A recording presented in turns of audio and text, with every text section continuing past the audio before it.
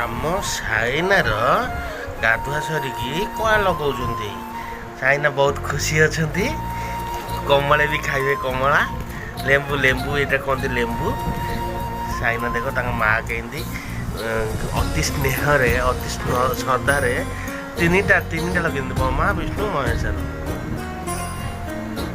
ସାଇନା ବି ଗୋଟେ କଣ୍ଢେଇ ଧରିଛନ୍ତି ଏଠି, ବଡ଼ କଣ୍ଢେଇଟା। ମା ବି ଗୋଡ଼ରେ ଏଠି କରୁଛନ୍ତି।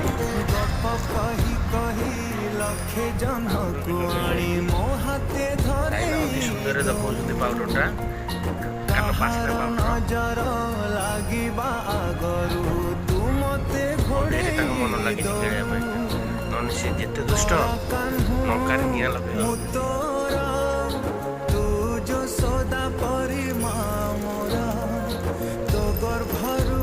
ଆର ପଟ